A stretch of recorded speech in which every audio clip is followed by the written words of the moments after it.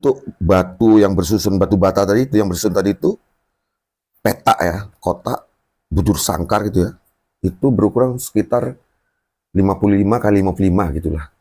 Nah, dia berpikir, kalau ukuran seperti ini, apakah ini kuburan kan gitu? Apakah ini tempat kerangka tulang yang ada dalam mimpiku itu, katanya.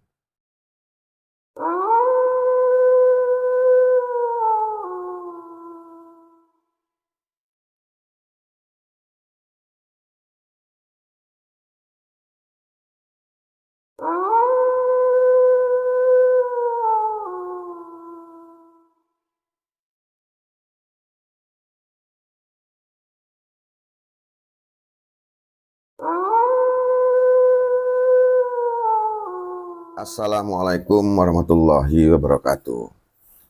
Apa kabar kawan-kawan semua? Semoga selalu sehat dan selalu diberi rezeki yang melimpah oleh Allah Subhanahu wa taala, dan juga selalu dilindungi dan dimudahkan segala urusannya.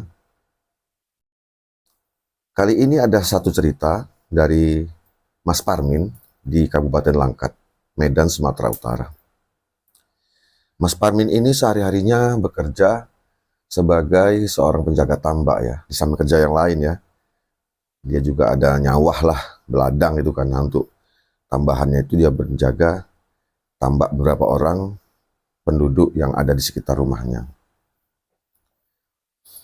Beliau ini mengalami sebuah kejadian di dalam saat dia bekerja di tambak tersebut, yaitu beberapa kejadian menurut beliau itu menarik untuk diceritakan di channel Real Goril ini. Mas Parmi ini mengalami kejadian tersebut sekitar sekitar tahun 2000-an gitulah, 2000-an 20 gitu. Masih baru-baru terjadinya ini. Nah, di usianya yang sekitar hampir mendekati 60 ya, Mas Parmi ini giat bekerja ya, menambah penghasilannya itu, yaitu tadi dengan bekerja sebagai seorang penjaga tambak. Di dalam pekerjaannya itu Mas Parmin pernah mengalami mimpi ya, yaitu ketika dia istirahat tidur di pondok yang ada di tambak tersebut. Jadi beliau itu bermimpi diperlihatkan sesosok atau sebuah kerangka tulang belulang yang menurut beliau itu masih tersusun rapi. Tapi Mas Parmin ini nggak bisa menyimpulkan apakah itu kerangka manusia atau kerangka bukan manusia. Karena dari ujung kaki sampai ke ujung leher itu menurut beliau itu seperti manusia. Susunan kakinya, jari-jari kakinya itu ya susunan tulang-tulang ininya, kaki, paha, dan tubuhnya itu juga susunan tulang tangannya dan jari-jari seperti manusia menurut beliau. Tetapi dari leher ke kepala itu bukan seperti kerangka manusia. Jadi beliau nggak mampu menyimpulkan apakah itu kerangka manusia atau bukan kerangka manusia. Itu terserahlah nanti katanya gitu. Pokoknya aku nggak bisa menyimpulkan. Ketika Real Goril tanya, dia nggak bisa menyimpulkan itu kerangka apa, dia nggak bisa menyimpulkan. Manusia bukan, makhluk lain kok kayak manusia katanya gitu. Karena apa? Di bagian kerangka moncong mulutnya ini ya, kerangka mulut ini itu menurut beliau lebih menyerupai sosok makhluk seperti serigala gitu kan, lebih panjang dari kebanyakan atau lebih panjang dari kerangka manusia itu sendiri. Sehingga itulah beliau nggak bisa menyimpulkan apakah itu kerangka makhluk serigala atau kerangka manusia. Nah, di dalam mimpinya itu ada satu suara ya yang berpesan kepada beliau ya. Itu berkata seperti ini suara itu. Tolong sempurnakan jasadku. Nah, itulah yang terdengar dalam mimpinya Mas Parmin tadi. Singkat ceritanya, dia pun besoknya terbangun ya, pagi terbangun, kemudian dia sebelum meninggalkan tambak itu untuk pulang ke rumah sarapan pagi ya, dia bereskan dulu lah semua kerjaannya itu ya, seperti istilahnya mematikan kincir, matikan lampu ya kan. Nah, setelah itu beliau pun pulang ke rumah sarapan Dan kemudian beberapa saat kemudian setelah istirahat, dia kembali lagi ke pondok ke tambak itu. Dan duduk di depan pondok yang ada di situ. Ada sebuah bangku panjang ya, dia duduk di situ, kemudian merokok sambil berpikir tentang kejadian mimpi yang dialami di malam itu. Apa ya itu ya, kata Mas Parmin tuh. Maksudnya apa? Sempurnakan jasadku. Tapi dia menyempurnakan bagaimana, sementara aku nggak tahu itu apa, kan gitu dalam hati Mas Parmin ini. Jika ceritanya dia hiraukanlah mimpi itu, dia bekerja, apa istilahnya, mengumpan, menyebarkan umpan untuk udang-udang yang ada di situ, ya kan. Itu kan umpan udang itu kan ada waktunya ya, pagi jam berapa, siang jam berapa, dan malam jam berapa. Mana kawan-kawan, agak serak ini. Nah setelah itu dia pun kan akan membersihkan air-air yang dalam kolam itu ya, seperti ada lumut, makanya akan diseroi sampai bersih supaya tidak mengganggu pertumbuhan udang itu dan tidak menimbulkan penyakit bagi udang itu. Nah setelah itu beliau istirahat lagi ya, kemudian tidur lagi, dia tidur siang kemudian. Nah dalam tidur siangnya itu dia mimpi lagi gitu. Dia mimpi itu diperlihatkan sebuah tempat yang menurut dia itu adanya, setelah diteliti adanya itu di sekitar pondok di mana tempat dia beristirahat di tambak itu. Jadi dalam mimpinya itu diperlihatkan ada susunan batu bata yang terlihat itu sedikit, lainnya tertimbun tanah gitu, Jadi ada beberapa tumpukan batu ya, 1, 2 gitu, terus yang lainnya ketimbun tanah. Dan batu itu waktu di mimpi diperlihatkan itu belum diplester ya, seperti batu bata zaman dulu yang lebih besar-besar ya ukurannya ya, besar-besar gitu. Kemudian terbangun dari mimpi itu, dia berpikir lagi, berarti tempat kerangka yang dalam mimpiku semalam itu, menurut mimpiku kedua ini berarti ada di sekitar ini kan gitu, ada sekitar pondok ini. Nah setelah berpikir begitu, maaf kawan-kawan, setelah berpikir begitu, beliau pun keluar dari pondoknya sambil tetap menikmati rokoknya ya.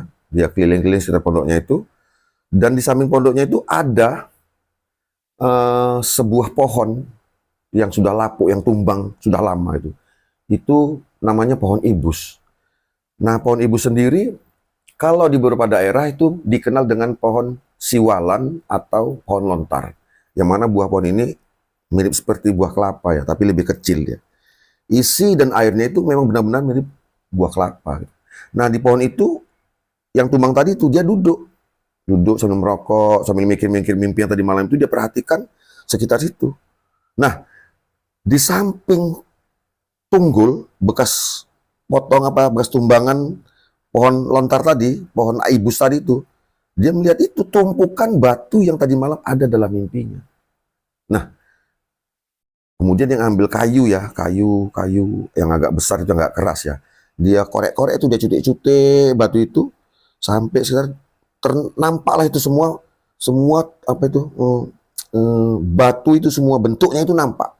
Jadi menurut Mas Parmin, susunan batu itu berbentuk kotak yang kira-kira ukurannya itu sekitar 1 meter nggak sampai katanya. Tapi kalau setengah meter lebih dikit. Jadi bentuk batu yang bersusun batu bata tadi itu, petak ya, kotak bujur sangkar gitu ya. Itu berukuran sekitar 55 kali 55 gitulah. Nah, dia berpikir kalau ukuran seperti ini, apakah ini kuburan kan gitu? Apakah ini tempat kerangka tulang yang ada dalam mimpiku itu, katanya. Tapi dia nggak berani ya untuk membuktikan, membongkar itu memang ada di situ tulang itu, dia nggak berani. Karena dia juga takut ya ada terjadi sesuatu nantinya kan gitu. Jadi terakhirnya setelah dia tahu itu, dia tutup kembali supaya istilahnya untuk menjaga supaya batu-batu itu nggak rompal atau juga terlihat orang lain, nanti banyak pertanyaan katanya gitu. Benar juga ya prinsip Pak Parmin tadi. Kalau banyak pertanyaan dari kawan-kawan, tahu itu ada seperti itu, ada mimpinya berkaitan dengan ini, kan nanti susah, banyak pertanyaan, banyak juga harus menjawab seperti apa kan gitu. Nah, dia tutup kembali, kemudian melanjutkan pekerjaannya ya seperti biasa, rutinitas kerjaan di tambak itu. Sehingga waktu sore dia pun pulang untuk makan malam ya, karena dia tuh nggak diantar, nggak ditanggung makannya oleh pihak yang si punya tambak tadi gitu. Pulang dia makan, mimpinya itu nggak dia ceritakan kepada siapapun, termasuk juga kepada istrinya, untuk menghindari hal-hal yang seperti tadi kita katakan ya. Nah, kemudian setelah lewat maghrib ya, dia kembali ke tambak itu untuk melaksanakan tugasnya, yaitu mengumpan lagi yang untuk malamnya ya kan. Kemudian dia hidupkan lampu, dia umpan, kemudian istirahat, duduk merokok di situ dia kan, dia minum kopi sambil melihat keadaan situasi tambak itu. Nggak lama dari itu, dalam ketermenungannya, dalam kesendiriannya itu, dia mendengar suara, gitu. Tempatku di situ katanya. Berarti tempat yang tadi itu kan dalam hatinya, dalam pikiran itu kan, berarti tempatnya tadi itu yang batu bata berbentuk kotak tadi itu kan, bangunan kotak tadi itu kan, yang kecil tadi itu. Jadi dia berpikir, jadi kalau tempatnya seperti itu kecilnya, apakah mungkin itu manusia? Kan nggak mungkin manusia dikubur dalam tempat yang sekecil itu, yang setengah meter lebih dikit itu aja kan gitu. Kemudian dia untuk mencari jawaban ini kemana, dia bertanya, dan dia nggak berani bertanya kepada orang lain kan, takut tadi itu menjadikan sebuah kehebohan kan gitu kan. Kok baru aku yang dimimpi kayak gini, sementara orang lain tuh nggak pernah terdengar mimpi seperti itu, atau mungkin pernah juga dan mengambil inisiatif untuk menceritakan seperti dia tadi kan, sehingga cerita itu tidak menyebar. Akhirnya dia masuk ke pondok tadi kan, istirahat. Dia tidak pedulikan mimpinya itu. Dan besoknya dia berpikir, apakah aku ceritakan ya kepada orang lain, atau aku cari tahu ya sejarah tempat ini. Tempat ini maksudnya yang bata berbentuk bujur sangkar tadi ya, kotak tadi itu. Apakah ini aku cari informasi kepada orang-orang tua yang dulu hidup di sini ya? Karena kabarnya zaman dulu itu tempat itu rame gitu. Sebelum nggak tahu tahun berapa lah, mungkin dah tahun-tahun nggak enak zaman dulu ya kan. Mungkin ada suatu perkampungan atau apa, dia nggak tahu juga. Tapi dia nggak berani. Artinya tadi itu takut menjadi suatu kehebohan. Akhirnya dia pendamlah mimpi itu. Dia kubur mimpi itu dalam hatinya, tidak dia ceritakan kepada siapapun. Ya sudahlah, kalau memang dia minta disempurnakan, kalau memang ini tempatnya, ya udah, dia pun mengambil inisiatif untuk mendoakan tempat itu. Siapapun kamu, apapun kamu, maka dia lanturkanlah doanya. Itu dialah yang tahu doanya ya, dia nggak kasih tahu kepada saya. Nah, singkat ceritanya, beberapa waktu berjalan, aktivitas berjalan seperti biasanya. Mimpi itu setelah dia doakan itu ya, setelah dia doakan untuk langkah sebuah penyempurnaan jasad tadi yang menurut mimpi tulang belulang itu ada sebuah permintaannya, maka dia lakukan mendoakan itu. Nah setelah itu dia nggak mengalami apapun lagi, ya berjalan seperti biasa, ya tenang, nggak ada penampakan lagi dalam mimpinya, nggak ada lagi suara-suara seperti itu lagi kan itu kan. Hingga pada suatu saat, beberapa minggu kemudian, ketika dia berada di tempat itu, pada waktu lepas maghrib, dia mencium wangi-wangian. Sewaktu dia duduk di depan pondok itu tadi kan, dia mencium bau wangi yang sangat, mula-mula wanginya itu agak tipis ya, sehingga seperti kalau orang Jawa bilang semeripit gitu. Apa bahasa Indonesia nggak tahu saya itu semeripit gitu ya. Hilang-hilang timbul gitu mungkin ya bahasa Indonesia. Gitulah, anggap aja gitu ya. Nah, bau itu kemudian semakin menebal, semakin wangi, sehingga menurut Mas Parmin tadi, wangi itu tidak menyengat, tapi lembut, enak dalam penciumannya gitu, sehingga dia merasa nyaman dengan wangi itu. Nah, ketika dia menikmati wangi-wangian tadi itu sambil menikmati rokoknya dan menikmati kopinya gitu kan, dia melihat keadaan sekitar tambak itu kan, entah mana tahu ada sesuatu yang mencurigakan. Karena namanya tambak udang ya, banyak juga sih pihak-pihak yang ingin mengambil hasil tambak itu dengan cara tidak bertanggung jawab. Dia memperlihatkan itu semua sambil berjalan mengelilingi tambak itu, dan kembali duduk lagi di situ di bangku tadi, ya kan. Nah, saat istirahat kedua itu tadilah dia saat memandang ke arah ujung tambak tadi itu, di sudutnya itu memang ada lampu ya, tapi nggak terang. Lampu itu lebih ditempatkan untuk di sekitar pondok itu, supaya situasi di pondok itu untuk melakukan apapun, untuk melihat pakan nampak jelas, atau melihat alat-alat lain yang untuk diperlukan bekerja tambah itu nampak jelas. Namun yang di sudut arah ke depannya sana itu agak remang-remang. Yang berarti situ ada seperti timbul asap yang kelamun itu, yang seperti tipis tumbuh dari bawah itu, dari atas beteng itu, kalau orang bilang, kami sini bilang tuh namanya beteng itu, yang tanah yang tinggi untuk mengelilingi tambak itu, kolam itu namanya beteng. Timbullah dari situ asap kelamun. Dia memperhatikan yang sesama, apa itu, kok ada macam asap. Seingat dia nggak ada membakar sampah di situ, sehingga itu tidak mungkin asap yang keluar dari bakaran sampah. Nah, beberapa detik kemudian asap itu semakin menebal, dan kemudian membentuk sebuah wujud, bentuk sosok, tapi belum jelas sosok itu yang menyerupai manusia. Jadi sosok itu yang timbul dari sebelah itu berbentuk seperti manusia. Nah, semakin lama semakin jelas terlihat itu kan, dan akhirnya sempurna membentuk sosok tubuh wanita yang menurut Mas Parmin itu sangat cantik, luar biasa, seperti putri-putri kayangan menurut beliau. Dengan pakaian yang dikenakan sosok itu ya, seperti pakaian pengantin yang ada di Eropa. Itu bajunya putih bersih, kemudian dia seperti pakai mahkota gitu kan. Kemudian itu bagian belakang itu lebih panjang kawan-kawan, seperti selayar yang panjang, dan itu berkibar-kibar tertiup angin. Ya kita tahu lah ya, kalau ditambah itu karena lokasinya itu lebih lebar yang tanpa pohon-pohonan, itu menjadikan angin itu bertiup lebih bebas, lebih banyak, sehingga menyebabkan pakaian dari sosok wanita tadi itu berkibar-kibar sehingga seperti dia terbang melayang-layang. Gitulah. Mas Parmin sangat terpesona dengan itu. Baunya wangi, wajahnya cantik gitu kan. Dia terpesona sehingga tidak bisa ngomong apa, dia melongo. Bahkan rokoknya itu sampai berapa detik nggak dihisap dia gitu kan. Jadi kemudian sosok wanita itu berjalanlah mendekat dia itu. Berjalan seperti biasa, karena nggak melayang gitu, nggak, dia berjalan seperti biasa, menyentuh tanah kakinya gitu kan. Mas Parmin semakin terkesiap, nggak bisa ngomong apa, matanya itu nggak berkedip apa waktu melihat pemandangan itu. Akhirnya singkat cerita,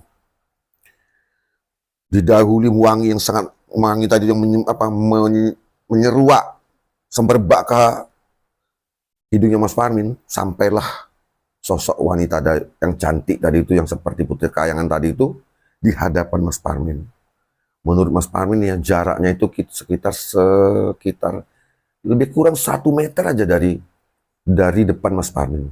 Dan itu hanya terhalang oleh dia duduk, Mas Parmin duduk di bangku gini kan, dia 1 meter di depan itu sosok wanita tadi itu, dan itu atap pondok tadi itu, nah itulah batasnya gitu. Sehingga menurut Mas Parmin, seandainya atap pondok itu lebih pendek, mungkin dia lebih dekat kepadaku gitu. Dan dia semakin terkesiap, semakin terpesona dengan kecantikannya wanita tersebut. Akhirnya dia nggak bisa berkata apa-apa, dan wanita itu berkata kepadanya, ngomong, boleh izinkan aku ikut denganmu. Itulah perkataan yang diucapkan oleh wanita itu. Izinkan aku ikut denganmu. Mas Parmin ini kan masih berpikir, dia menduga-duga apakah wanita ini, sosok wanita ini yang menurut dia pasti bukan manusia, itu pasti jin ya, pasti jin atau apalah namanya kan, jin atau peri atau makhluk apa nggak tahu, pokoknya dia bilang itu jin ya. Apakah jin perempuan ini adalah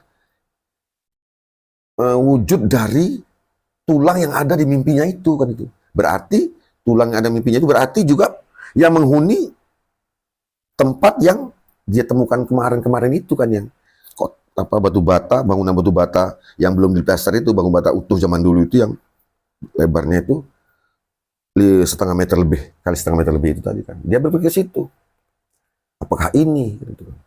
Tapi dia nggak berani bertanya gitu kan. Akhirnya perempuan itu mengulangi lagi perkataannya, izinkan aku ikut denganmu. Mas Parmin mulailah dia mendapat kesadaran kembali dari keterkesiapannya itu. Dia berkata juga, untuk apa kau ikut denganku? kita berteman. Aku nggak minta apa-apa. Aku nggak minta apa-apa dan nggak perlu diperlakukan seperti apapun. Kita berteman aja. Mas Parmin berpikir, kankah dia pernah juga mendengar cerita-cerita dari orang-orang ya, bahwasannya yang seperti itu memang awalnya seperti itu gitu kan. Mulanya minta berteman, kemudian nawarkan sesuatu ya kan, mungkin kekayaan, mungkin ilmu lainnya kan gitu, atau mungkin kegantengan, nggak tahu lah. Jadi berpikir ke arah itu, dia itu biasanya setelah itu nanti kan pasti minta tumbal kan gitu kan. Oke lah, pertama dia minta berteman, kemudian setelah berteman berapa waktu dia bilang, udah kau mau apa, mau kaya, bisa ku kasih kan. Biasanya gitu menurut Mas Parmin waktu itu kan gitu. Nah di saat itu dia setelah berpikir beberapa detik, dia memutuskan ini jin dan harus menjauhi wanita ini atau tidak menerima permintaan dari sosok makhluk wanita jin tadi. Akhirnya berkata dia, maaf siapapun kamu, kita tidak bisa berteman. Kita tidak bisa berteman. Kenapa? Kan gitu. Kenapa? Kata si sosok wanita itu, kita lain dunia. Kita lain dunia, saya manusia, maka saya akan berteman kepada manusia-manusia yang ada di bumi ini. Di sekitar kita, di sekitar saya, atau di tempat lain ketika kami bertemu. Nah, maaf, kamu jelas bukan manusia. Kamu adalah golongan yang bukan manusia, maka bertemanlah dengan golonganmu. Kita nggak bisa. Walaupun kamu tidak minta apa-apa dari saya. Itulah yang diutarakan Mas Parmin kepada makhluk tersebut sebagai penolakan halus darinya. Wanita itu tidak langsung pergi. Dia tetap menatap Mas Parmin gitu. Tapi menatapnya itu nggak merupakan tatapan yang horor, yang mana aku enggak. Dia katanya itu tatapan itu seperti manusia biasa, perempuan biasa gitu. Yang tidak istilahnya mengganggu atau mengancam, itu enggak.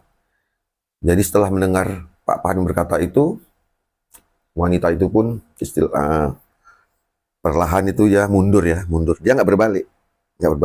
Sehingga Mas Parmin itu nggak melihat istilahnya belakang seperti apa. Apakah ada bolongan seperti makhluk yang nggak sesuatu itu ya kan? Dia nggak melihat. Dia mundur.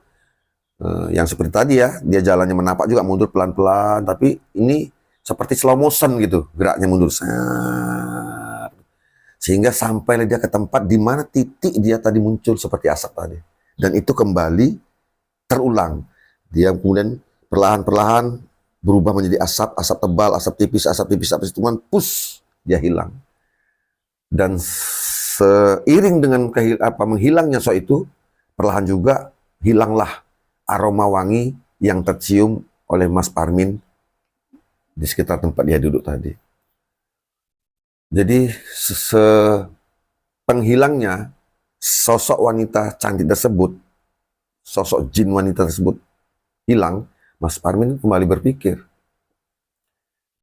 apa keistimewaanku kok dia mau ikut aku kan itu kan? Atau apakah yang akan terjadi jika dia menerima tawaran pertemanan dari makhluk tadi?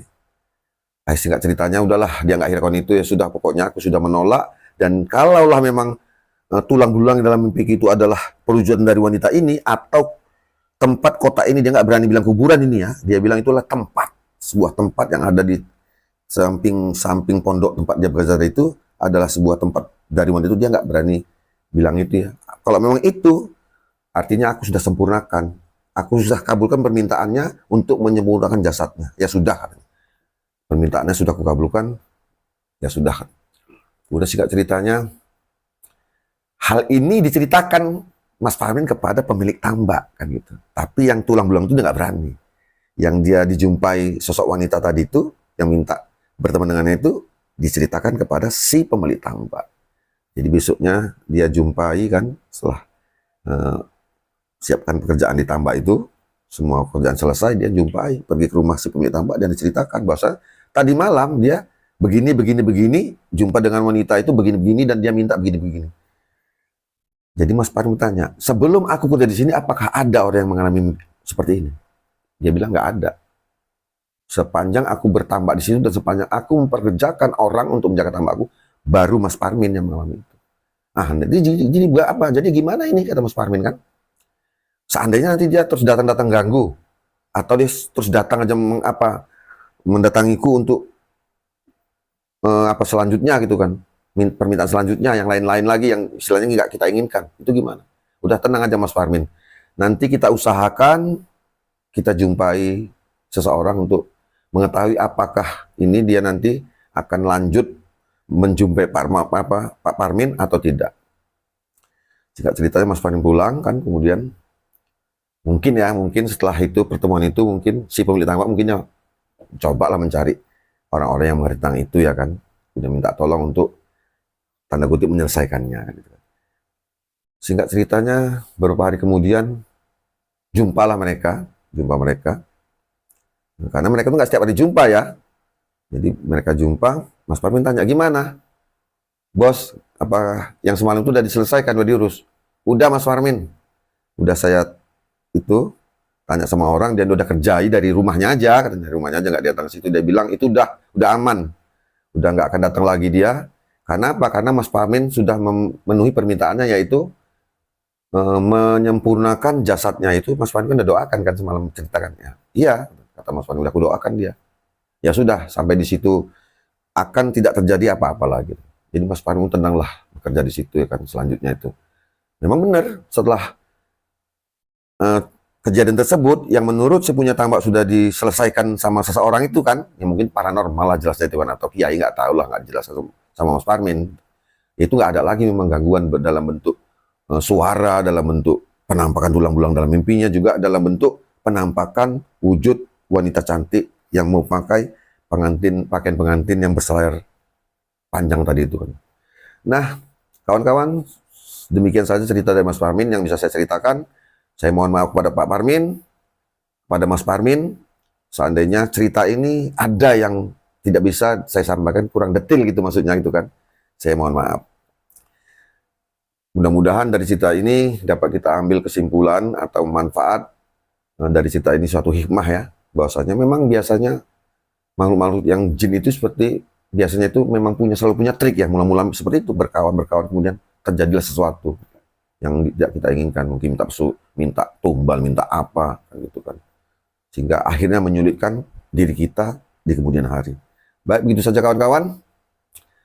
Terima kasih saya ucapkan kepada kawan-kawan yang telah mengklik video ini, yang telah mensubscribe video ini, dan kepada yang belum subscribe, saya mohon subscribe-nya, mohon juga komennya, tekan juga like-nya.